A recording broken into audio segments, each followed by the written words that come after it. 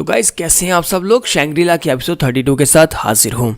तो last episode के and पे हमने देखा था कि मिस होंग जो होती है वो ज्यू से कहती है कि अगर तुम यहाँ पर हमारे स्कूल को ज्वाइन कर लेती हो तो उसके बाद हम दोनों क्लासमेट्स बन जाएंगे। तुम्हें बस हमारे म्याओजिन सेक्टर को ज्वाइन करना है और वहाँ पर आने के बाद हम तुम्हें बहुत सारी मार्शल आर्ट्स की टेक्निक्स देंगे जो कि तुम्हारे लिए बिल्कुल परफेक्ट है, क्योंकि तुम्हारे पास पहले यहाँ पर एक 3rd ग्रेड की मार्शल आर्ट्स की ब्लड लाइन की पावर है, जिसकी वजह से वहाँ पर जाने के बाद सभी लोग तुम्हारी बहुत ज्यादा रिस्पेक्ट करेंगे। तो मिस होंग इसकी बात सुनने के बाद फिर साथ ही वो शिमू की तरफ देखती है और कहती है लेकिन मैं यहाँ पर ऐसा कैसे कर सकती हूँ। जैसे वहाँ पर उसकी तरफ देखती है तो इसी के साथ ही मैं शिमू से कहता है कि तुम जाओ। तो ये बात सुनने के बाद वो भी काफी हैरान होती है। तो शिमू से कहता है कि मैं चाहता हूँ कि तुम एक स्ट्रॉन्ग मार्शल आर्टिस्ट बनो, इसी वजह से तुम्हें एक स्ट्रॉन्ग मार्शल आर्टिस्ट के सेक्टर में जाना होगा। अगर तुम वहां पर जाती हो तो वहां पर जाने के बाद तुम बहुत सारी नई टेक्निक्स को मास्टर कर पाओगी और फ्यूचर में तुम्हें जहां पर किसी की प्रोटेक्शन की जरूरत नहीं पड़ेगी बल्कि तुम खुद को बचा पाओगी। तो मिस जोंग उसे कहती है कि लेकिन ब्रदर शी तुम्हारा क्या होगा। तो वो उसे कहता है कि कोई बात नहीं, मेरा क्या है, मैं तो यहाँ पर से आगे चला जाऊंगा, मैं मिलिट्री एकेडमी में चला जाऊंगा। और साथ ही उसे वहां पर एक जबरदस्त झटका लगता है, उसके मुंह से और ज्यादा ब्लड बहता है और वहीं पर नीचे गिरकर बेहोश होने लगता है।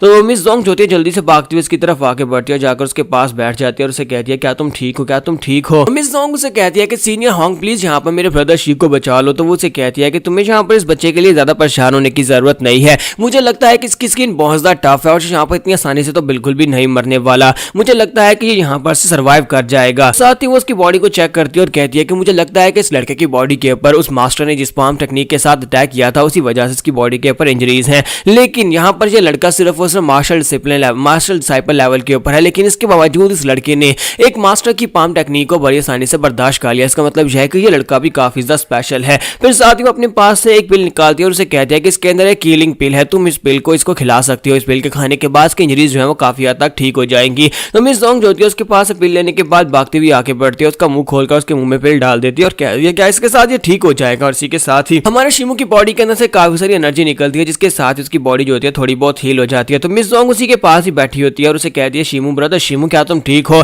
तो वहाँ शिमू जो होता है खांसते खांसते उठता है और इसी के साथ ही उसकी हालत अभी भी काफी ज्यादा खराब होती है। तो ये देखने के बाद मिस जोंग जो होती है वो उसे कहती है कि अगर तुम चाहती हो कि मैं तुम्हारे सेक्टर को ज्वाइन करूं तो तुम्हारे म्याओजिन सेक्टर को ज्वाइन करने को तैयार हूं, लेकिन उससे पहले तुम्हें यहाँ पर मुझसे एक वादा करना होगा कि तुम इसको ठीक करोगे और हमारे साथ चलेगा। ये बात सुनने के बाद मिस होंग उसे कहती है कि नहीं ये पॉसिबल नहीं है, हम लोग इसे अपने साथ लेकर नहीं जा सकते, हम लोग म्याओजिन सेक्टर की बात कर रहे हैं और हमारे म्याओजिन सेक्टर में एक भी लड़का नहीं है, वो स्कूल सिर्फ और सिर्फ लड़कियों के लिए, हम लोग वहाँ पर लड़के नहीं लेते और ऊपर से वहाँ पर एडमिशन लेने के लिए किसी के पास स्पेशल कॉन्स्टिट्यूशन होनी चाहिए और मुझे नहीं लगता कि इस लड़के के पास वो स्पेशल रिक्वायरमेंट्स हैं कि हमारे म्याओजिन सेक्टर को ज्वाइन कर सकता हो। ये बात सुनने के बाद मिस जोंग से कहती है अगर ऐसी बात है तो फिर ठीक है, मैं भी तुम्हारे साथ नहीं जाने वाली, अगर ब्रदर शी मेरे साथ नहीं जाएगा तो फिर मैं भी तुम्हारे साथ नहीं जाऊंगी। ये बात सुनने के बाद मिस होंग खामोश हो जाती है, जबकि इसी के साथ ही मिस यू से कहती है ब्रदर शी ने बहुत बार मेरी जान बचाई है, ये शुरुआत से लेकर अभी तक मेरे साथ रहा है, इसकी वजह से मैं अभी तक जिंदा हूं, तो मैं इसके साथ ही जाऊंगी। जबकि हमारा शिमू से कहता है कि बस ठीक है बहुत हो गया, तुम यहाँ पर मेरे साथ कब तक रहना चाहती हो,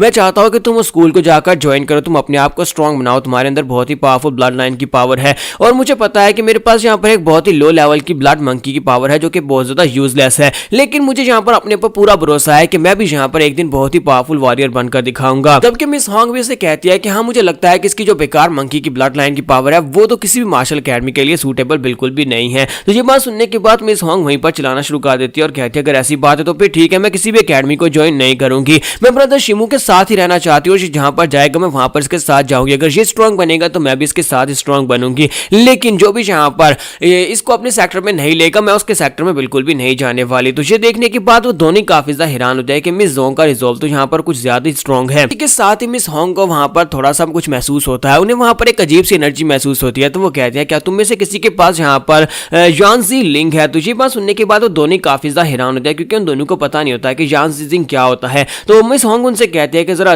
रुको जरा, मुझे लगता है कि तुम दोनों को पता नहीं होगा मैं किस बारे में बात कर रही हूँ। अपने पास एक तलिस्मन निकालती है और उस तलिस्मन को यूज करने के बाद जब उसको एक्टिवेट कर दिया तो वो तलिस्मन जो होता है सीधा उसकी एनर्जी उड़ने के बाद सीधी हमारे शिमू के पास चली जाती है। वो शिमू के पास जाती है जहां पर उसके कपड़ों के अंदर उसके पास एक टोकन होता है। ये टोकन आपको याद होगा कि जब उन्होंने ज़ोंबी को मारा था तो ज़ोंबी के पास उसे एक टोकन मिला था, तो वो टोकन जो होता है वहां पर उसकी बॉडी से बाहर निकल आता है। तो ये टोकन देखने के बाद मिस होंग उन लोगों से कहती है, मैं इसकी बात कर रही थी, ये जानजी जोंग है, ये वही टोकन है जिसके बारे में तुमसे बात कर रही हूँ। तो ये देखने के बाद वो बहुत ज्यादा खुश हो जाती है और कहती है कि तुम लोगों के पास ये टोकन कहाँ से आया। तो इसी के साथ मिस जोंग उसे सारी की सारी बात बता देती है। उन्हें बताते हैं कि ये टोकन जो है ये हमें एक ज़ॉम्बी के पास से मिला था, हमने एक ज़ॉम्बी, हमारे पास ज़ॉम्बी ने अटैक किया था और हमने ज़ॉम्बी को मार दिया। जब उस ज़ॉम्बी को मारा तो उसके पास ये टोकन गिरा था और हमने इसको रख लिया। तो मास्टर होंग उनको बताते हैं कि ये टोकन जो है ये जानवू सेक्टर का है, हमारे मियाओजिन सेक्टर की तरह एक और बड़ा सेक्टर है जिसे जानवू सेक्टर कहते हैं। जानवू सेक्टर के एक बहुत ही पावरफुल मास्टर हैं। उन मास्टर का एक डिसाइपल था जो कि अपने लिए ज़ॉम्बी स्किल को मास्टर करने की कोशिश कर रहा था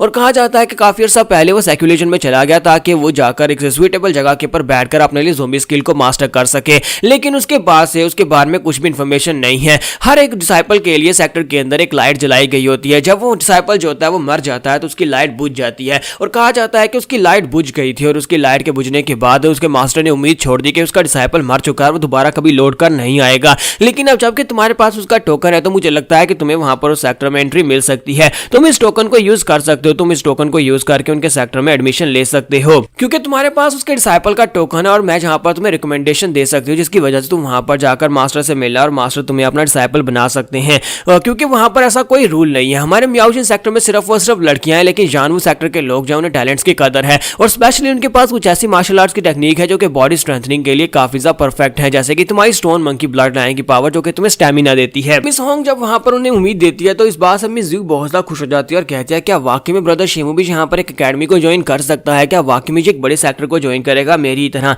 और वो उठकर आगे बढ़ती है और उसे कहती है देखा देखा यहाँ पर तुम्हारे लिए भी एक रास्ता निकल आया है, तुम्हारे लिए एक अपॉर्चुनिटी आई है, तुम यहाँ पर एक सेक्टर को ज्वाइन कर सकते हो और तुम भी यहाँ पर नए स्किल्स को मास्टर कर सकते हो। और मैं इस बात से बहुत ज्यादा खुश हूँ। लेकिन साथ ही वहीं पर उदास हो जाती है। वो उदास इसलिए हो जाती है क्योंकि यहाँ पर फाइनली वो दोनों फिर से अलग होने वाले हैं। तो वो कहती है कि चाहे तुम यहाँ पर एक सेक्टर को ज्वाइन कर लो लेकिन मैं तो अलग सेक्टर को ज्वाइन करने वाली हूँ, हम दोनों यहाँ पर फिर से अलग हो जाएंगे। तुम्हारा शिमू उसका हाथ पकड़ता है और उसे कहता है कि मिस ज़्यू तुम्हें यहाँ पर बिल्कुल परेशान होने की जरूरत नहीं है, हमारे पास एक बहुत ही स्पेशल ब्लड लाइन की पावर है जैसी दूसरों के पास बिल्कुल भी नहीं होती और मुझे लगता है कि तुम्हें यहाँ पर से आगे बढ़कर अपनी जर्नी को मुकम्मल करना होगा। ये तुम्हारा रास्ता है और मैं अपने रास्ते के ऊपर जाऊंगा। मेरे पास ऐसी ब्लड लाइन की पावर नहीं है जो कि दूसरों की तरह महान हो, लेकिन फिर भी मैं यहाँ पर अपना नाम करूंगा, मैं यहाँ पर एक ग्रेटेस्ट मार्शल आर्टिस्ट बनूंगा। मुझे लगता है कि यहाँ पर से हम दोनों का अलग अलग सफर स्टार्ट होने वाला है। तो मिस ज़्यू आगे से रोना शुरू कर देती है और कहती है कि हाँ तुमने बिल्कुल ठीक कहा, मुझे लगता है कि अगर हमारी किस्मत में हुआ तो हम लोग दोबारा जरूर मिलेंगे और जब हम लोग दोबारा मिलेंगे तब हम लोग दोनों ग्रेट मार्शल आर्टिस्ट बन चुके होंगे। और इसी के साथ ही वो लोग अपनी जर्नी को यहाँ पर से स्टार्ट करने वाले हैं। तो वो दोनों यहाँ पर एक दूसरे से कहते हैं कि ये जर्नी जो है